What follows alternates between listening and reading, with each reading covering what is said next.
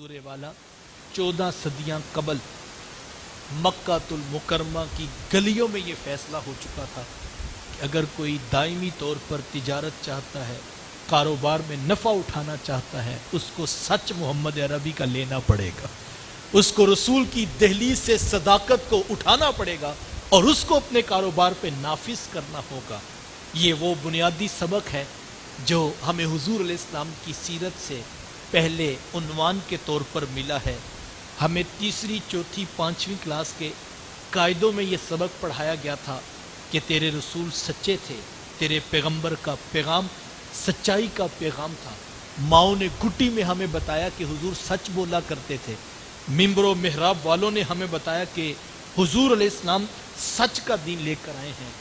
लेकिन कैसी अजीब बात है, जिनको गुट्टी में ये दीन मिला, जिनको मिंबरो मेहराब से ये आवाज़ आई, जिनको क्लासों में सिखाया गया कि हुजूर सच बोलते थे, आज उनको यकीन नहीं आ रहा कि कारोबार सच से चल भी सकता है या कि नहीं। आज मेरा ताजिर कहता है कि जनाब बातें तो सारी ठीक हैं लेकिन सच के साथ कारोबार नहीं चलता। महकमे के दफ्तर की कुर्सी पे बैठा हुआ अफसर शाही कहता है कि जनाब बातें तो ठीक हैं लेकिन सच से निज़ाम नहीं चलता है। आज जनाब 6 दर्जन केले रेडी पे रख के बेचने वाला भी कहता है कि सच बोलियां विकदे नहीं। जनाब ये कौन कह रहे हैं जिनके पैगंबर का पहला सबक ये था कि तुमने सच बोलना। वो कह रहे हैं सच के साथ बिकता नहीं है। हमें यकीन ही नहीं आ रहा। मैं कहता हूँ सारी दुनिया कहे सच से नहीं बिकता, मुसलमान तो नहीं कह सकता, क्योंकि उसके पैगंबर ने बेच के भी दिखाया, खरीद के भी दिखाया और नफा ला के भी दिखाया। सिर्फ तिजारत नहीं की, नफा प्रॉफिट में तिजारत की है और करके दिखाई। अच्छा, ये तो हमारी खस्ता हालत है कि हमें नस्ल दर नस्ल मुसलमान होने के बावजूद भी यकीन नहीं आ रहा कि सच के साथ कारोबार हो सकता है या कि नहीं। लेकिन बिल्कुल पैरेलल वो अगियार जिन्होंने तेरे और मेरे रसूल का कलमा नहीं पढ़ा, जिन्होंने तेरे और मेरे रसूल के दीन का इनकार कर दिया, जिन्होंने तेरे और मेरे पैगंबर की तकज़ीब की। अब ज़ाहिरी बात है वही का उजाला तो उनके पास नहीं था, कुरान की रोशनी तो उनके पास नहीं थी। उन्होंने चाहा कि अब हम भी कारोबार करना है तो इल्म, अकल, फ़हम के ज़ाब्तों को पूरा करते हुए उन्होंने भी तहकीक की, रिसर्च की कि कारोबार कैसे चलते हैं। तो पूरी तारीख का डाटा जब उठाकर उन्होंने एनालाइज किया तो उनको सच मिला तो मक्के की गलियों से मिला। उन्होंने फिर ये नहीं कहा कि इनको तो हम नबी नहीं मानते, उन्होंने ये नहीं कहा इनको तो हम रसूल नहीं मानते, इनके तो दीन की मुखालफत करनी है। हुजूर वाला हम तो अपने दीन से भी मुखलिस ना हुए, माजरत के साथ हम तो अपने पैगंबर की तालीम से भी मुखलिस ना हुए। और वो लोग अपनी दुनिया से इतने मुखलिस थे, उन्होंने ये ना देखा कि इनके पैगंबर का सच है। उन्होंने अपने कारोबार को चमकाने के लिए मक्के की गलियों से वो सच उठाया और पूरी दुनिया पे तिजारत का नेटवर्क खड़ा कर दिया। आज हम देखें हम कहाँ पे खड़े हैं और वो लोग कहाँ पे खड़े हैं। आज चाइना, जापान सब कुछ बना भी रहा है और एक कोने में बैठकर वो बनाते हैं और पूरी दुनिया में उनका नाम चलता है। क्यों साहिब? वो सच के साथ खड़े थे। हमारे एक दोस्त है चाइना के साथ कारोबार करते, इस तरह की कई मिसालें आपके पास भी हो। तो वो कहते हैं कि अब्दुल्ला भाई, ना हम उनकी बोली जानते हैं, ना उनकी ज़ुबान जानते हैं, ना उनका कल्चर जानते हैं। बस एक कैपेसिटर का सैंपल आता है, हम अपनी लैब में चेक करते हैं, कीमत और रेट तय हो जाता है, हम ऑर्डर दे देते हैं। कहते हैं यकीन जानिए 10 लाख कैपेसिटर भी मंगवाए ना, एक पीस भी ख़राब नहीं निकलता। ये उनकी कहानी है जिन्होंने तेरे और मेरे नबी को नहीं माना। ये उनकी कहानी है साहिब जिन्होंने तेरे और मेरे रसूल के दीन को कबूल न किया। उन्होंने सच के साथ खड़े होकर पूरी दुनिया के अंदर अपना सिक्का मनवा लिया। और हम अभी तक कह रहे हैं सच बोलने से बिकता नहीं है। चाइना तो बेच लेता है, जापान तो बेच लेता है, हमारा क्यों नहीं बिकता? कभी हमने इस पर गौर किया? तो साहिब इसलिए नहीं बिकता कि हमने तस्बीह दुरूद की पकड़ी हुई है हाथ में, लेकिन हमारा फिर भी नहीं बिक रहा। क्यों नहीं बिक रहा?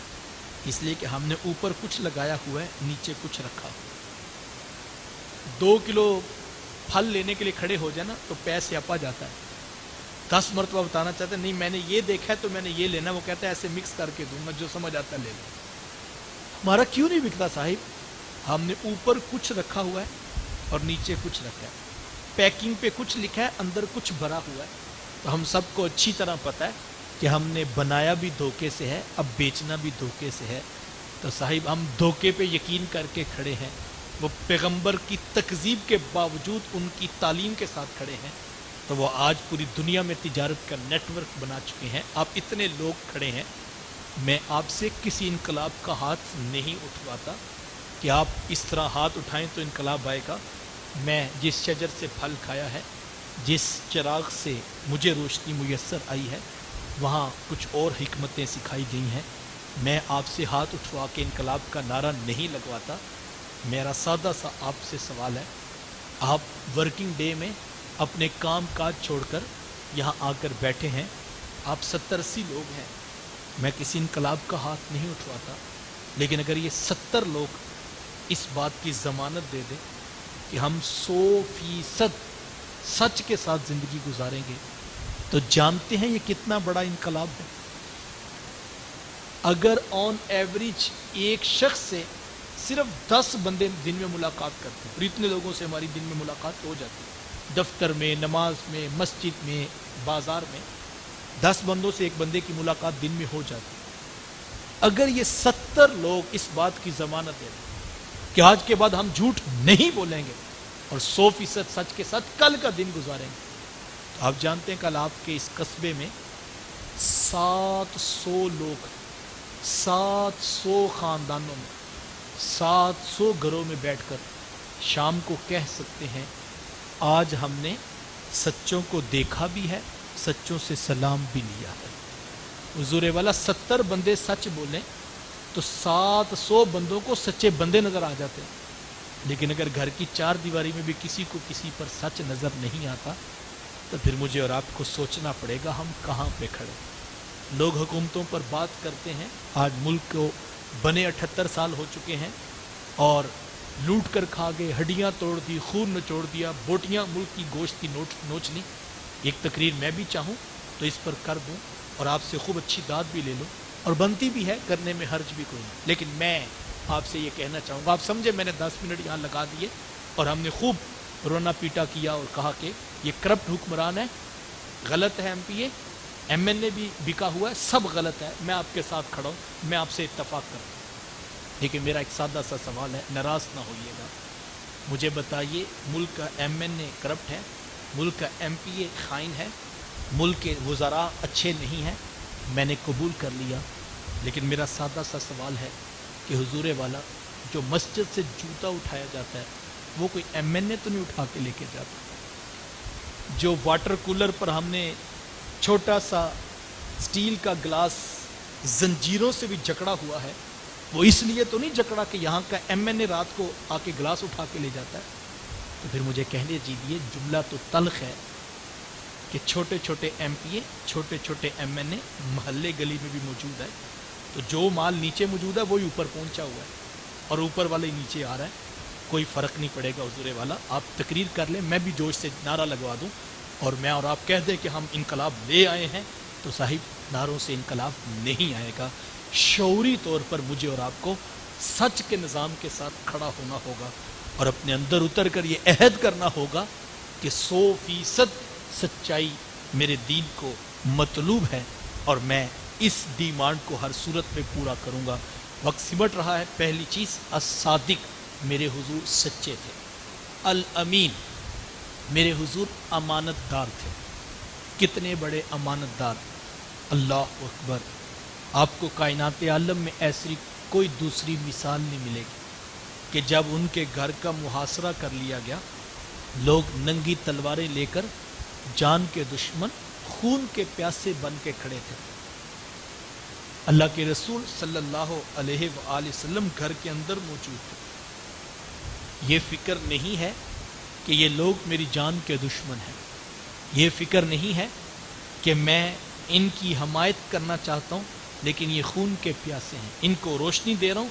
ये एतराज़ नहीं है कि ये मेरे साथ क्या कर रहे हैं, मैं इनके साथ क्या कर रहा हूँ। आप हदीस उठाएं, आप तारीख़ उठाएं, उस नाजुक मरहले में جب پورے شہر نے حضور علیہ السلام کے گھر کا محاصرہ کر لیا، اس نازک مرحلے میں کمرے میں گفتگو کیا ہو رہی ہے کہ ان سے جان کیسے چھڑانی ہے، ان سے پیچھا کیسے چھڑانا ہے؟ نہیں، گفتگو کا عنوان کیا ہے؟ اے علی یہ بتائیے ان کی امانتیں ہمارے پاس ہیں، وہ ان کو کیسے واپس کی جا سکتی؟ اس پر گفتگو ہو رہی ہے کہ کتنے محفوظ انداز میں ان کی امانتیں ان کو واپس چلی جائیں۔ بس ذہن میں سوال پیدا ہوتا ہے کہ یار جو ابو جہل سے اتنا مخلص تھا، جو کفر سے اتنا پیار کرتا تھا کہ کفر کی حمایت میں، ابو جہل کی حمایت میں وہ تلوار لے کر حضور علیہ السلام کے گھر کے باہر آ گیا۔ ذہن میں سوال پیدا، ابو جہل تو دھوکہ دیتا ہے، سونے محمد نے کبھی دھوکہ نہیں دیا۔ اس وقت بھی لوگوں کے پاس کوئی دوسری آپشن نہیں تھی، تلوار ہاتھ میں ہے، کس کو قتل کرنا چاہتے ہو؟ دین کا چراغ بجھانا چاہتے ہیں۔ اچھا امانت کہاں پہ ہے؟ وہ اندر ہی پڑی ہوئی ہے۔ کیا کردار کی چمک ہے، کیا بلندی ہے رسول اللہ صلی اللہ علیہ وآلہ وسلم۔ کیا کسی نے کہا تھا تیری حیات پاک کا ہر لمحہ پیغمبر لگے؟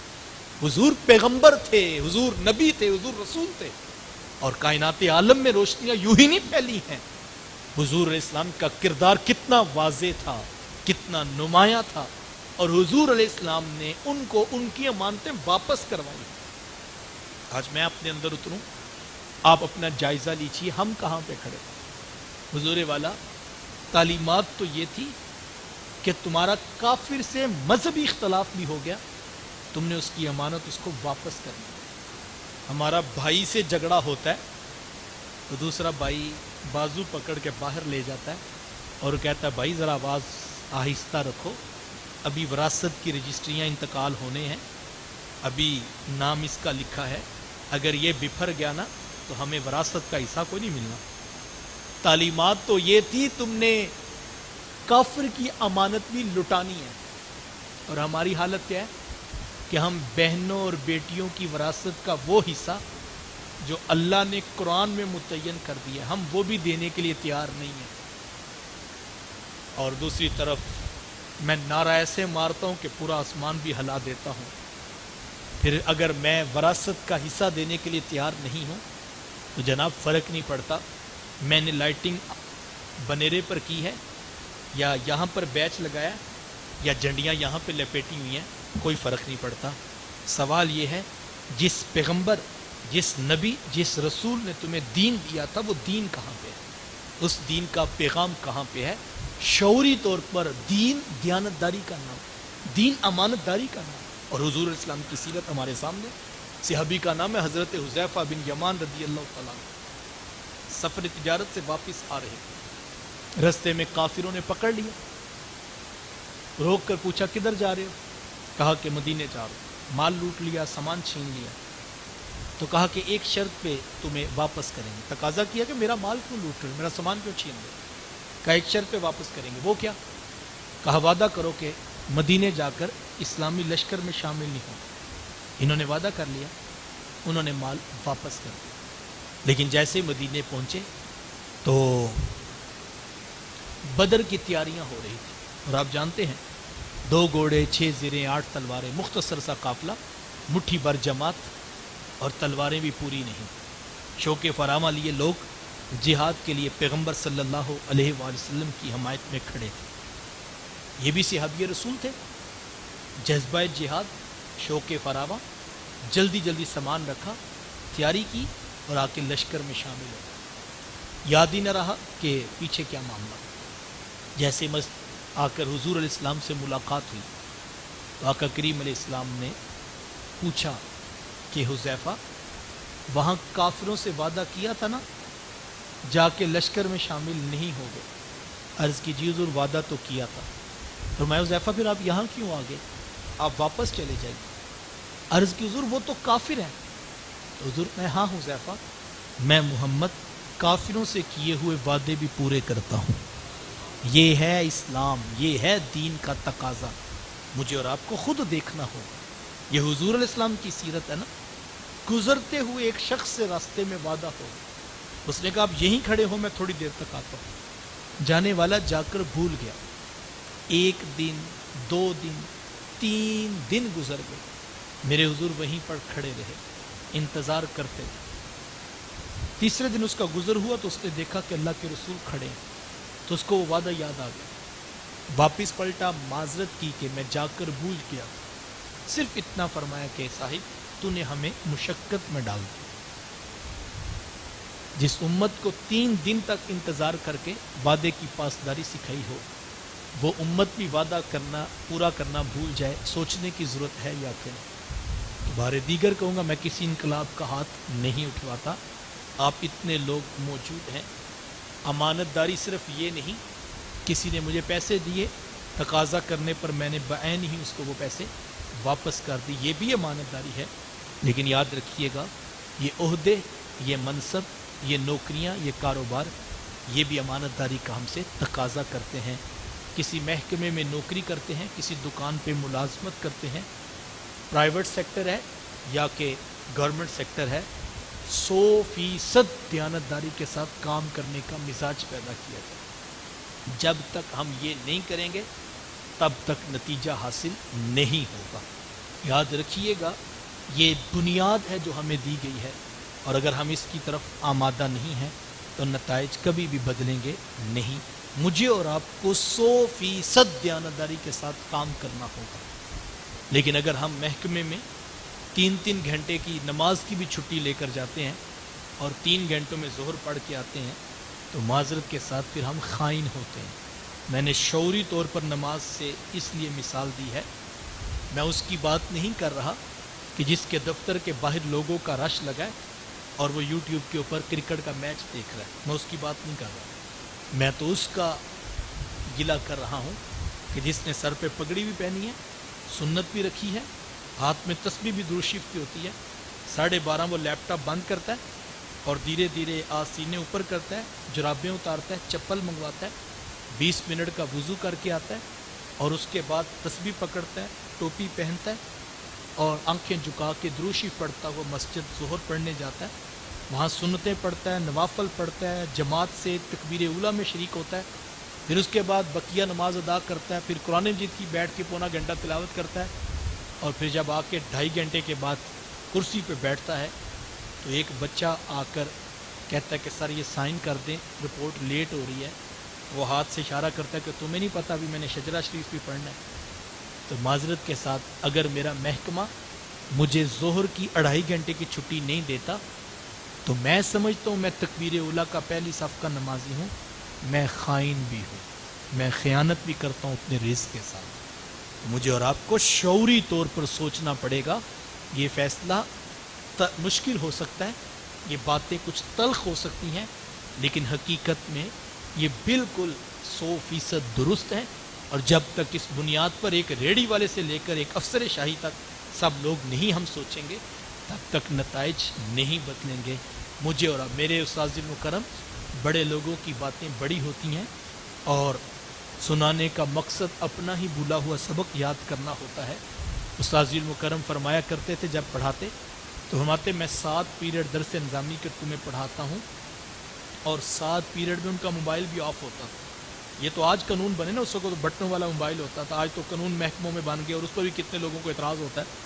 तो वो बटनों वाला मोबाइल होता था, कोई पूछने वाला, खुद मुहतमिम थे तो अपना मोबाइल बंद कर देते थे। सुबह असम्बली में बंद होना तो ज़ोहर टाइम तक वो बंद रहना, और फिर जब पढ़ाने के लिए बैठते तो फरमाते, मैं दरस निज़ामी के 7 पीरियड पढ़ाने का यहाँ पाबंद हूँ और मेरा महकमा, मेरा इदारा मुझे तनख्वाह देता है दरस निज़ामी के 7 पीरियड पढ़ाने की। फरमाते थे, अगर इस वक़्त में बैठकर मैं तस्बीह लेके दुरूद शरीफ पढ़ूँगा, मेरे रसूल मेरा दुरूद शरीफ कबूल नहीं करेंगे। बड़े लोगों की बड़ी बातें होती हैं।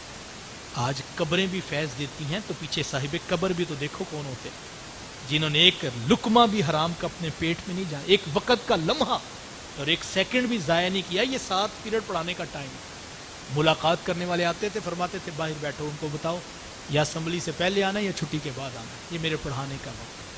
तो ये दयानतदारी का नूर था जो माशरे में, वो फिर फातिहा शरीफ पढ़ के फूंक मारते थे तो बुखार टूट जाते थे, क्योंकि पीछे अमल वो होता। हम समझे ये दम का कमाल है और मियाँ पीछे इस्तकामत का कमाल होता था। ये एक अलग दुखड़ा है। آج ہم جا رہے ہیں، اس کی پھونک بڑی چلتی ہے، وہ پھونک کی آواز ہی بس چلتی ہے، پیچھے پھونک کے کرامت نہیں، استقامت ہوتی ہے، اور وہ استقامت دیانتداری ہوتی ہے، وہ صداقت ہوتی ہے، وہ سچ ہوتا ہے۔ لیکن آج معذرت کے ساتھ وہ سچ ناپید ہو گیا اور وہ دیانتداری ختم ہو گئی۔ آئیے شعوری طور پر آپ اتنے لوگ بیٹھے ہیں جو کام کرتے ہیں، میں کہتا ہوں یار جس چیز کے پیسے لیتے ہیں 100% حلال، 100% جائز، 100% دیانتداری کے ساتھ وہ کام کیجئے۔ پاکستان کو کسی انقلاب کی ضرورت نہیں، صداقت و امانت کا انقلاب جب میری زندگی میں آئے گا، میرے گھر میں اس کی روشنی پہنچے گی اور میرے وطن کو اس کا اجالا ضرور نصیب ہوگا۔ لیکن اگر ہم یہ کرنے کے لیے آمادہ نہیں ہیں تو پھر کئی سال اور بھی لگ جائیں گے تو شاید ہم منزل تک نہیں پہنچ سکیں گے۔ آئیے اپنے حصے کی شمع روشن کیجئے، ان دو باتوں پر، اپنے رسول کی سیرت پر عمل کرنے کا عہد کیجئے۔ بار دیگر میں آپ احباب سے معذرت چاہتا ہوں کہ میں لیٹ پہنچا اور آپ کو انتظار کی تکلیف سے گزرنا پڑا، لیکن رستے میں چونکہ گاڑی ہماری ہیٹ اپ ہوگی اور وہ بند ہو گئی تو ہمیں وہ گاڑی چھوڑنا پڑی اور اکاڑا شہر سے دوسری گاڑی ایک دوست سے منگوانا پڑی، تو وہ گاڑی ارینج کرنے میں جو ہے وہ ہمارا کچھ وقت لگ گیا۔ آپ احباب کو انتظار کی تکلیف سے گزرنا پڑا، اللہ کی رضا کی خاطر آپ مجھے معاف کیجیے گا۔ اللہ عمل کی توفیقات نصیب فرمائے۔ وآخر دعوایا